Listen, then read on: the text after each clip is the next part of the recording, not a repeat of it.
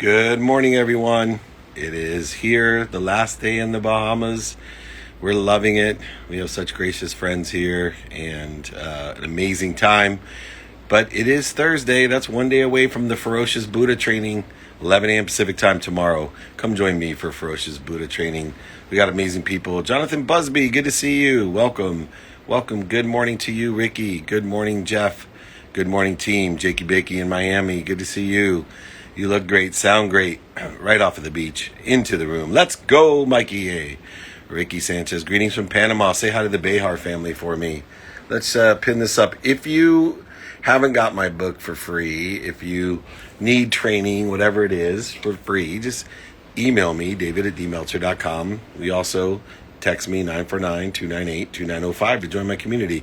Brady, good morning. Let's answer some questions. They're piling in real quick. I'm hitting it. There we go. Favorite class you took in school? Either kinesiology, AP English, kinesiology, or typing. I was in love with my typing teacher, but I use typing still every day. Books are on the way. Thank you. Thank you, Colleen. All right. What lessons has this trip taught you? You know, I heard a great lesson from my friend from Milano yesterday. There are no problems when you find the solution. So there are no problems when you find the solution. So that's where we should focus our attention and intention into the solution. Because if you have the solution, there is no problem. So let's find it. We get it. Johnny Timbo, kinesiology major. Good to see you, my friend. Thank you so much. Let's keep it rolling here. Thoughts about XRP, timing and risk tolerance, crazy world.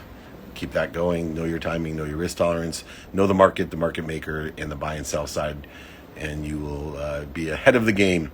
What school you got to? I went to Occidental College and Tulane Law School, and proud to be from both. What's been the best part of your trip? My friends. So always I'm a people person. My wife's more places and people. I'm all people. I could be anywhere with these amazing people, and that's all it is for me. These are amazing people here in Little Exuma, in Georgetown. Unbelievable place that we're at, so beautiful. As an entrepreneur, building a business without any results yet, you probably have results, you're just not aware of them. Any suggestions about mini self-reward system to keep motivated? Study segmentation, exponential growth. Go to search.dmeltzer.com. Segmentation, exponential growth, compound interest. You have to get to about 90% of the way there before you can see a result. And so you need to enjoy the consistent, persistent pursuit of your potential. Take inventory of your values every day. Those would be the micro successes that you need by being consistent and persistent. The key to exponentiality, segmentation, exponential growth, compound interest, compounding effect, all of those. And to keep motivated, remember, motivation is not something you keep. It's what you use to get up, get started. You want to keep inspired, in spirit, waking up. Motivation will get you up, get you back up, get you started, get you back up started, but it's not going to get you there. You need to be in spirit. You need to figure out what are you doing to interfere with what already exists in the quantum realm. It's already done. Just use your attention to get rid of the interference. Allow it to come to you at a rapid pace. Very good. Any advice for people who want to open a business for the first time? Seek mentorship. Find someone that sits in the situation that you want to be in. See if there's someone that's doing something similar, synergistic, or supplementary to what you're doing. Learn from them. Start your business. Make sure you're well-funded, or you're willing to make the investment in yourself to get there. So you have enough to get there. Enough juice in the tank, that's for sure. Mr. Busby, go get your shot, my friend. Good to see you. How do you dive deeper into your E? Not sure what that means, Calls. What's the E? How do you dive into your emotions or into your ego? Just keep practicing. That'll be my guess from what the question is. Here we go. Can you talk about doing favors for the universe? Well, I'm living in favor. So blessed. Joy and peace are my gift to give and to receive. And living in favor is a perspective, and giving favor to the universe the same way, by finding the light, the love, and the lessons, by having forgiveness, by being accountable, and living inspired. Emotional intelligence, There we go. Sorry about that. All right. Keep them rolling. These questions are amazing. Friday, Ferocious Buddha training. Join me 11 a.m. Pacific, David at dmeltzer.com. If you want my books, if you want my guides, my exercises, Ferocious Buddha training, David at dmeltzer.com. Pinned right below my text number as well. Text me 949-298-2905. What was your best highlight as an athlete? Best highlight? Probably running for a touchdown to win the game and returning a punt to win the game. Big game in college. But there's so many great moments just playing and winning. We won our league.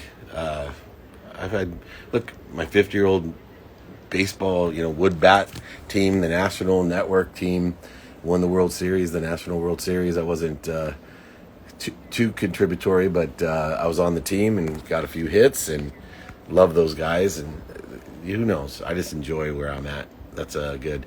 All right, let's get going here. Happy Dip, is there anything in life better than helping others? Well, no, not for me. Being of service is the best thing. Being full of love, light, and lessons is just an amazing experience. All right, let's see. Emily, it's Emily. Are you here, my dear? Oh, look at that. Right on time. She is here. And an amazing female entrepreneur, the alpha entrepreneur. She is extraordinary. She has an incredible... Oh, there she is. Speak of the devil. Hello, how are you? I'm amazing. How about you? I am amazing as well. I'm super grateful to have this time. Oh my gosh, I'm so excited to have you here. I was always concerned being in the Bahamas that I wouldn't be able to pull this one off, but I saw you on my list. I was like, oh gosh, I got to make sure this is working. You and I share obviously so many beliefs, but I really want to start with you talk about being in the zone of genius, and I have my own definition of genius. I thought maybe you could define genius and then define the zone of genius for us. Ooh, so good. Well, I believe being in your zone of genius and really how to find that is by figuring out what lights your soul on fire. What are you doing? What work are you doing? And time just goes. It like passes throughout the day.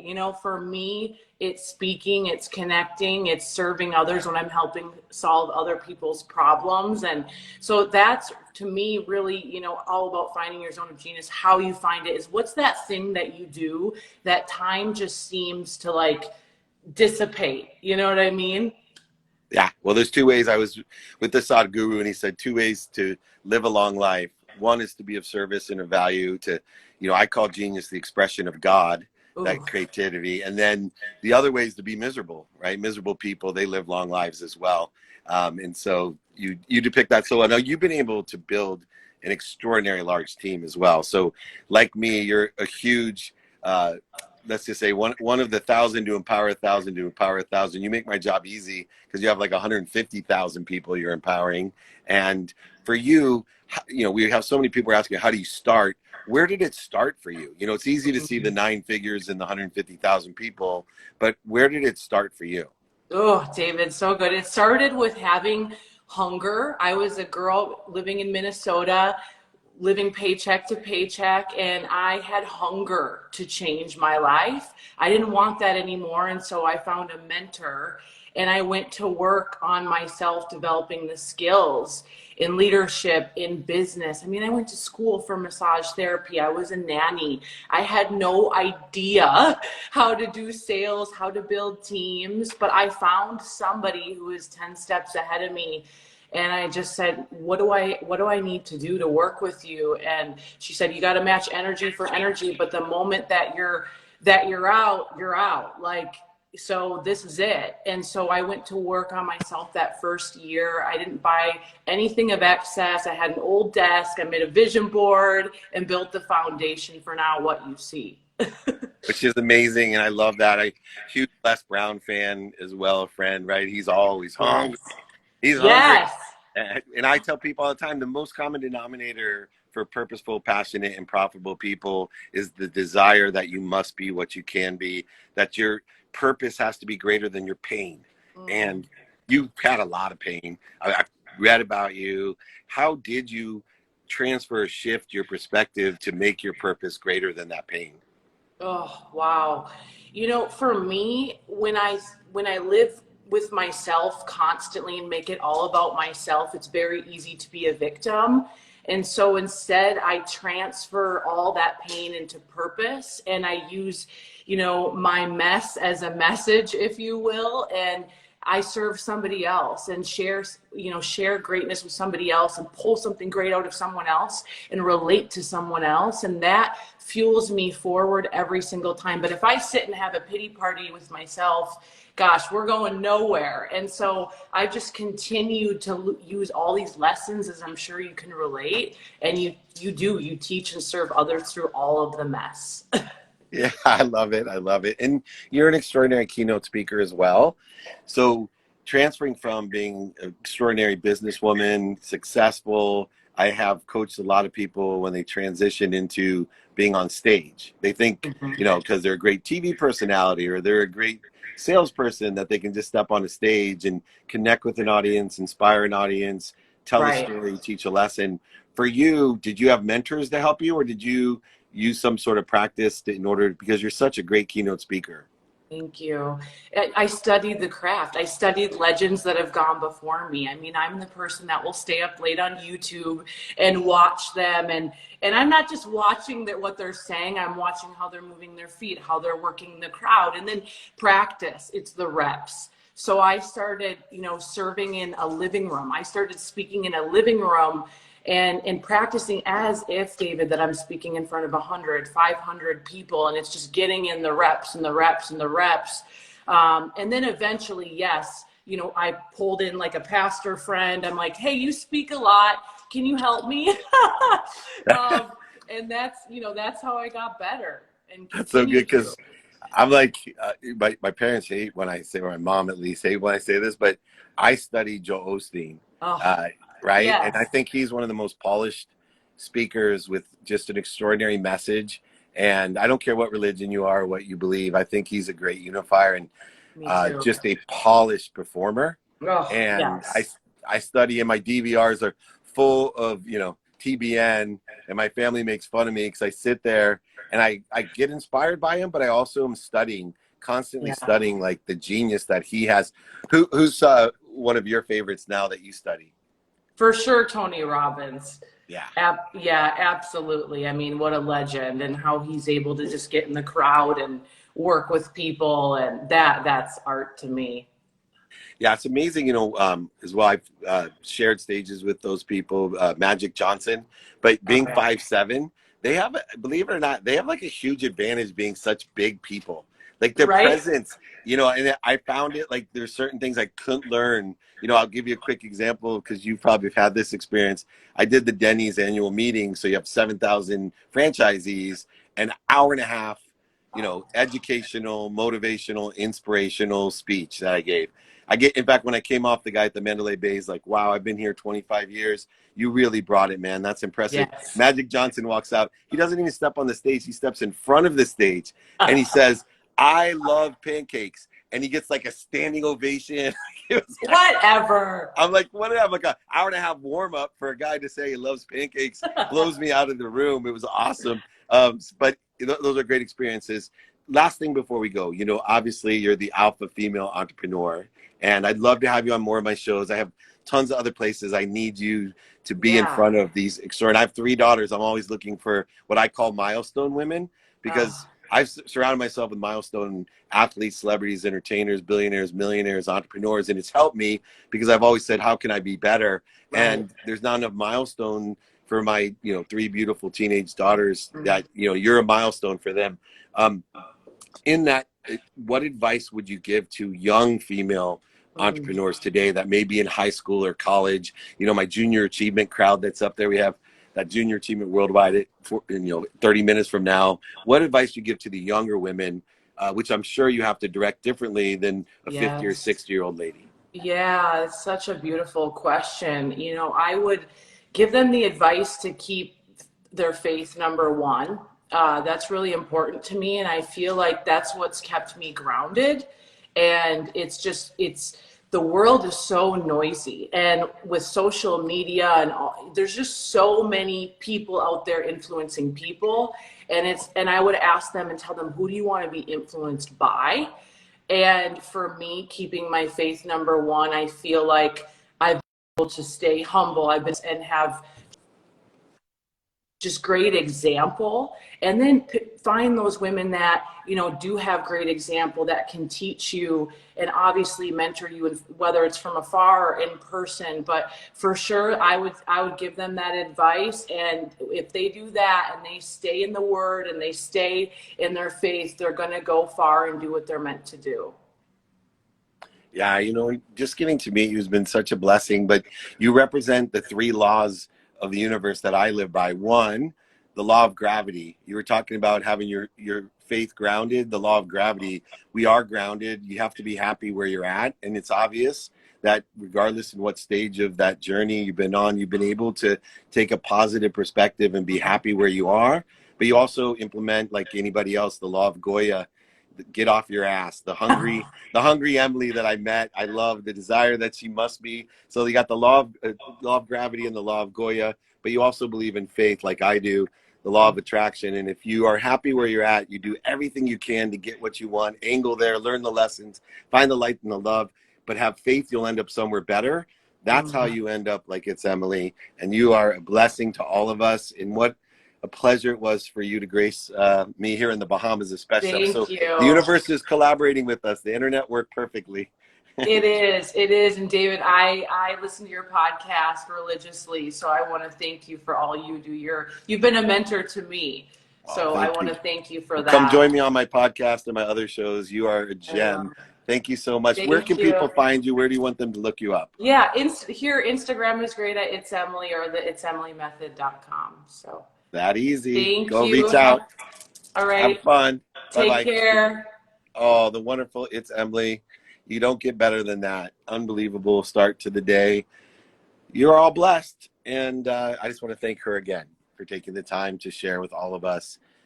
These people are of service that come on here to help all of us just get different messages, the same messages in different words, different routes, different journeys. Some of it's going to resonate with you, some with others. There's different frequencies, but we have to learn them all, see these aspects, and what similarities exist, like the desire that you must be what you can be, like faith, and whatever that is to you.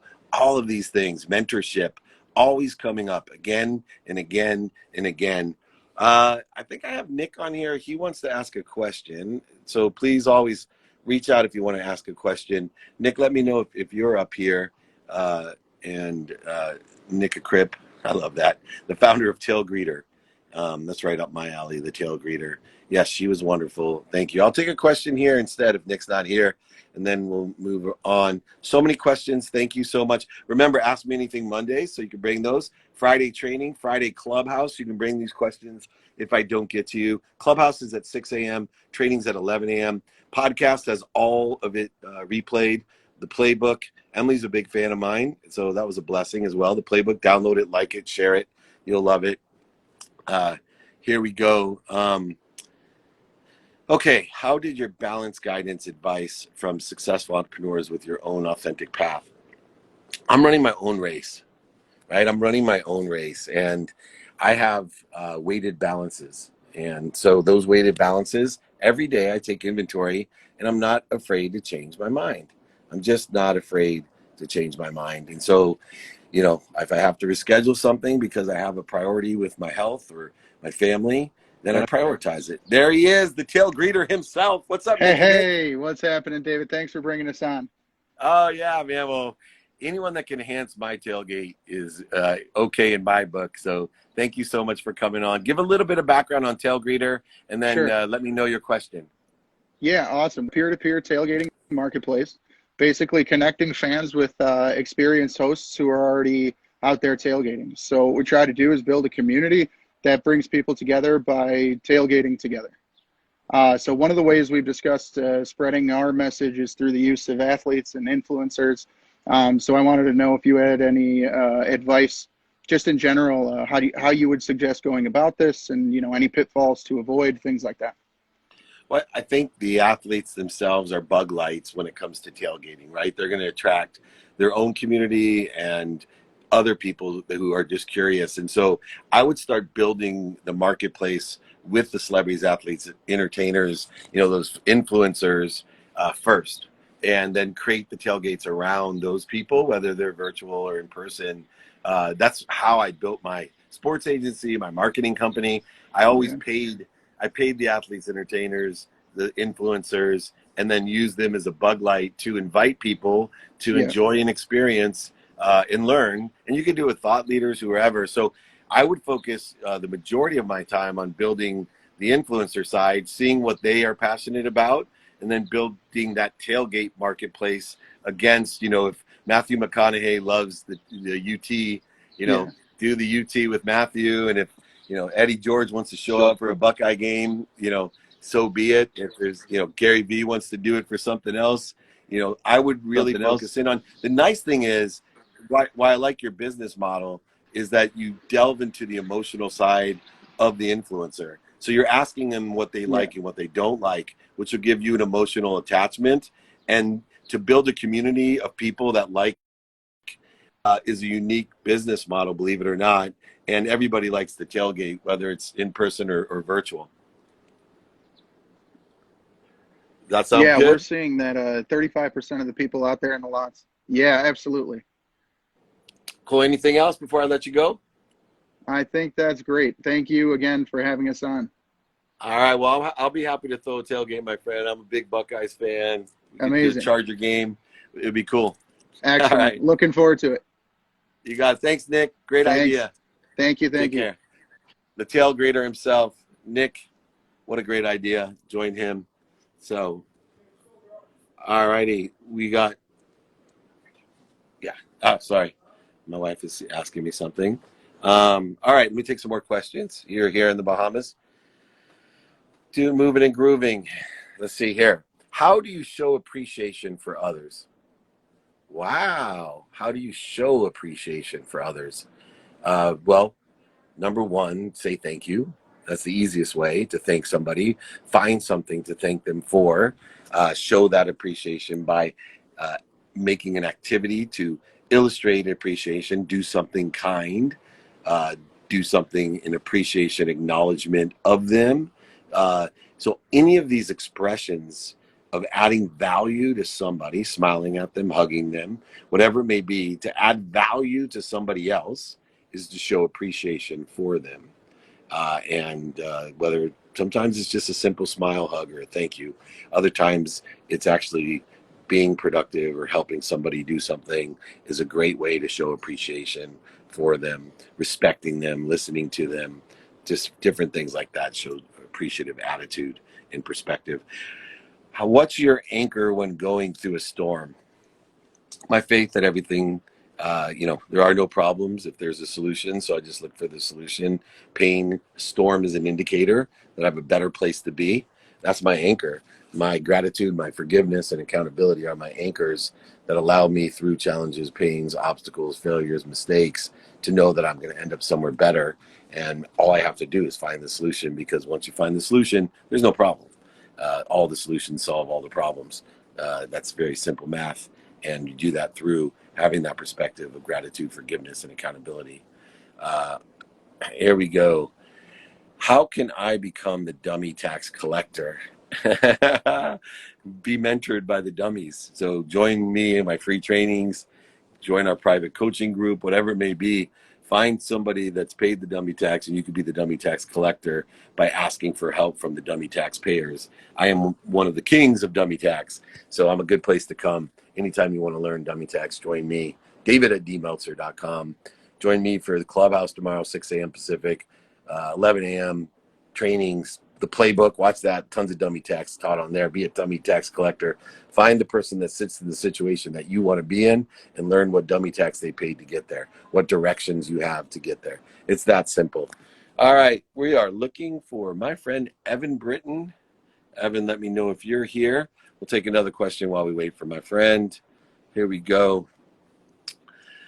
What's your general feeling on real estate investing right now? How do you win? How do you lose? So first, know your timing and risk tolerance when it comes to real estate investment.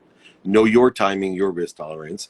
Then figure out what you want to invest in real estate, because there's so many different variables in real estate. Then find a mentor. So in other words, know and learn the market maker, and the money side, the buy and sell side. And I do that through mentorship. So there's kind of 4 M's there to do. But nothing starts in any investment, especially real estate, till you decide on your timing and risk tolerance. Once you know your timing and risk tolerance, then you're able to figure out maybe which class of real estate you'd like to invest in. And then you find the mentor to help you understand the market makers, and the buy and sell side. Because the secret to real estate, right, if you're buying and selling it, is to buy low and sell high, or buy when it's oversold and sell when it's overbought. Or it could be understanding finance, it could be understanding tax, it could be understanding income and annuity, and there's all types of different variables. So go ahead, you got to figure out your timing.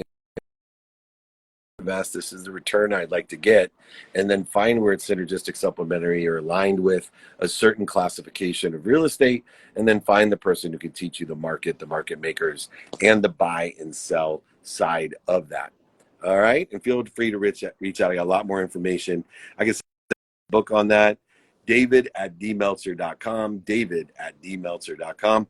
Or join our text community. We have these conversations, 949-298-2905. Clubhouse, Training Fridays, Ask Me Anything Mondays, More Good News Wednesdays. We got loads of stuff that can help you. And of course, the playbook. Download the playbook, share it, like it. It has all of this stuff. All the replays are on it. The meetings, the trainings, everything's on the playbook. Celebrities, athletes, entertainers, everyone from Cameron Diaz to Ray Lewis to Deepak Chopra to the Sadhguru. Everybody's on the playbook. You can go and check it out. Look up your favorite guests on there and learn from them, as I have. It's awesome. How do you decide between two choices? And first of all, my first decision between two things is, can I do them both? And then if I can't do them both, then I take inventory of my values and see which one is aligned with the prioritized weighted balance of my values, and then move forward from there. All right? It's that simple. Is Evan here? Give me a little shout out, Evan, if you are here. Team David Meltzer, do we see Evan here? We are Nikki Patel. I think Evan is a mist. He has such a cool business too. Famousbirthdays.com, and over 1 million hits a day on famousbirthdays.com. Just unbelievable. Jakey, great to meet you at the No Bull Conference. We're going to do many more of those. Thank you so much. Had an unbelievable fireside chat and speech, and Gary Vee and I had a great little town hall session together. He's amazing with the advice that he gives, and the energy that he brings, and the graciousness that he has, considering all that he has to deal with during the day. He is active. So anyway, let's take another question. And if not, we are going to join at 8:45 Pacific time, Junior Achievement Worldwide. I am the Chief Chancellor of Junior Achievement University. They're an unbelievable partner of mine. We donate money for every 2-minute drill on Amazon Prime Video and on Bloomberg TV. Junior Achievement University, every single week, Ship Pixie makes a donation to that as well. Oh, alrighty. I don't know what that means, Jules. Here we go. Evan's here. Julie.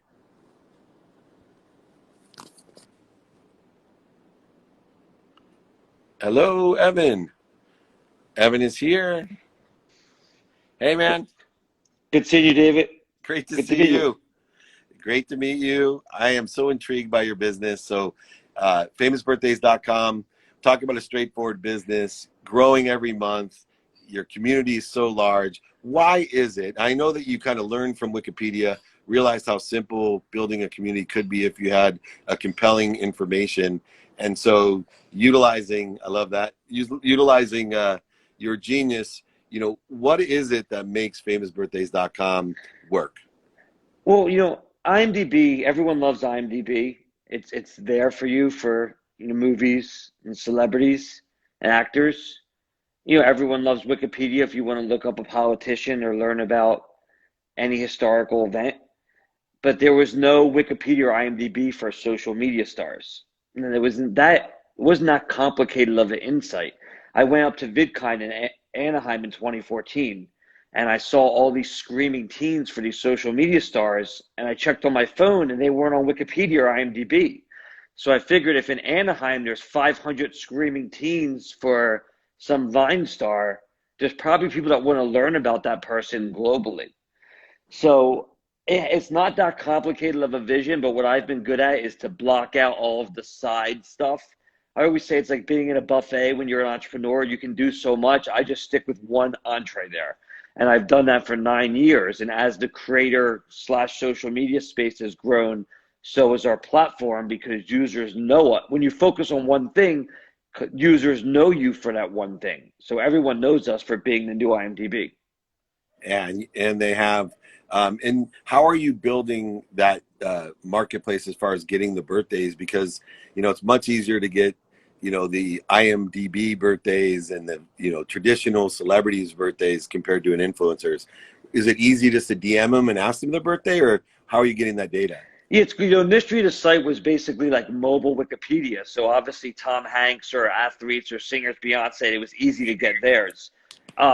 Yeah, for the social stars, we directly reach out to them. And that's what we noticed in 2014. There'd be a Twitter or Vine star with 1 million followers and their email is right on their bio, where some actor only had they only had 200 followers, but their manager was on their bio. So they're very accessible. They want to be on our platform. It's kind of like a status symbol. So we get contacted a few hundred times a day by, social accounts trying to get on famous birthdays. So it comes inbound, but then we do outbound based on engagement and people interested. So yeah, we directly do outreach if it's not like a traditional star. Is David Meltzer on there? We'll find out after this. 111, baby. Don't forget it. January 11th, everybody send birthday cards. Give money to charity for my birthday. 111th side of the angel. All right. Last thing real quick. Where can people go? Where's the easiest place to go to find famous birthdays besides famousbirthdays.com? I mean, yeah, famousbirthdays.com is the way. Famous Birthdays is our brand. You can get us on iOS or Android. And then across social too. But it's a good resource. Obviously, people are blowing up on TikTok, on Twitch, on YouTube. Our platform is a quick way to learn about and discover them. That is awesome. Well, I hope someday to be on the famousbirthdays.com. January 11th, 1968, everyone. I'm 53 years old. Check me out. Thank you so much, Evan. I appreciate you. Good seeing you, David. Right on. Thanks. Come back. Take care. All right. All right, everyone. I got to jump. We got Junior Achievement Worldwide at 8:45 Pacific time. Thank you so much. I got to jump, though. Enjoy. Remember, most importantly, be kind to your future self and do good deeds.